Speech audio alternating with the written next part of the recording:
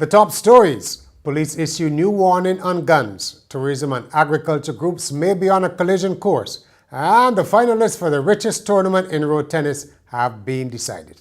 Welcome to Nation News for Thursday, September the 11th, 2014.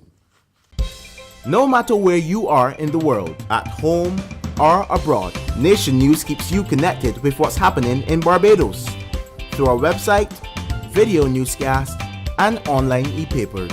So stay connected with Nation News. Your time, your way. The police are warning against people keeping firearms after their license holders have died. The notice follows an increase in gun violence this year. The latest, a murder on Wednesday as a result of shots at a St. James Beach. It wasn't immediately clear why the police warning was issued, whether firearms of deceased persons have fallen into the wrong hands, for example. The police force said that in the event of the death of a licensed firearm owner, family members should as soon as possible contact the nearest police station, hand over the firearm and ammunition to police without delay, and ensure that they receive a receipt upon handing over the items. And since our newscast on Wednesday, the man shot on the beach at Fitz Village, Nepal Trotman, died at the Queen Elizabeth Hospital. He was in his early 30s. The head of the Agricultural Society is not happy with the apparent reluctance of the Hotel Association to sign an agreement with farmers and manufacturers that's a condition of sweeping tax concessions being granted by the government. James Paul, the CEO of the Agricultural Society, says those who refuse to commit to the Memorandum of Understanding should be denied the tax breaks. The intention of the agreement is to encourage the hoteliers to use local products. Mr. Paul says the absence of an MOU would undermine economic activity and devastate agriculture in the country. The president of the Barbados Hotel and Tourism Association, Sunil Chaturani, has questioned the need for an agreement, saying hoteliers would continue to support manufacturing and agriculture in Barbados. Barbados is standing firm on its approach to meeting international tax transparency standards. Prime Minister Fandul Stewart has told an international financial conference here that his government will not be coerced into backing away from its long-standing preference for double taxation agreements. Pressure continues to mount in Barbados to sign what's called tax information exchange agreements as industrialized nations act to deter and crack down on tax evasion. But Mr. Stewart told the audience of international business practitioners assembled at the Hilton that double taxation treaties worked for Barbados and the country would continue to pursue them. These treaties primarily protect against the risk of double taxation where the same income is taxable in two states, but they are also drawn up to protect against attempts to avoid or evade tax.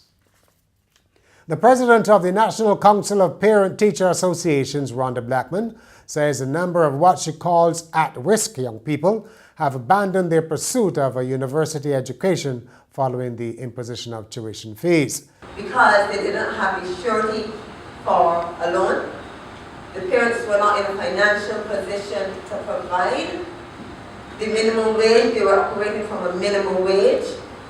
And then nobody wanted to stand up and step up to help because they had their children coming up. So if I help yours, who's going to help mine? Rhonda Blackmore was speaking on Wednesday night during the Barbados Labour Party's People's Assembly at the UWI at Cayfield.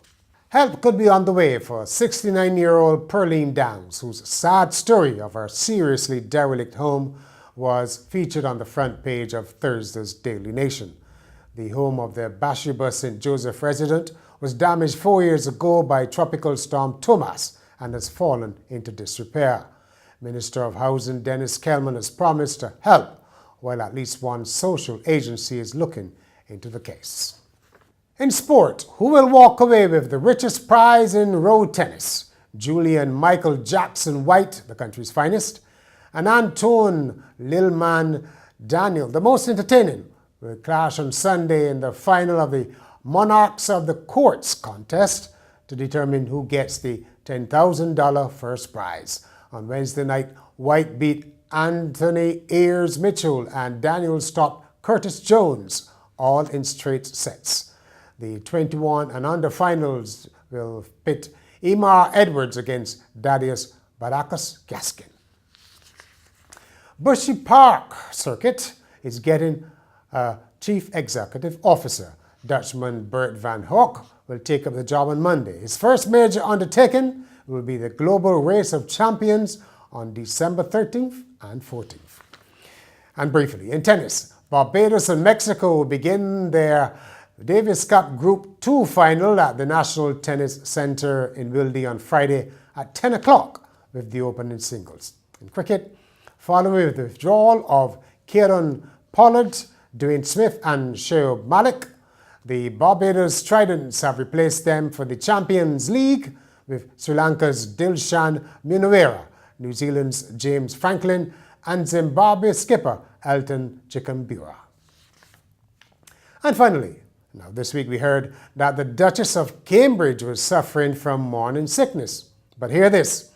A dad-to-be in Britain has been signed off from work with morning sickness after his fiancée fell pregnant. Security guard Harry Ashby has reportedly become the first man to be officially signed off with the condition. The 29-year-old suffers from a condition that mimics his wife-to-be's pregnancy and says he can sympathize with the Duchess of Cambridge. It has been reported that since his partner became pregnant, he has put on half a stone in weight, gained a belly, and had back pain and peculiar food cravings. Harry told the Sun newspaper, "My morning sickness had prevented me going to work. I can't imagine how the Duchess feels about missing her royal duties." Well, that's Nation News for Thursday. For more, visit nationnews.com as well as YouTube, Facebook, and Twitter. And get your Weekend Nation for all the weekend news on Friday.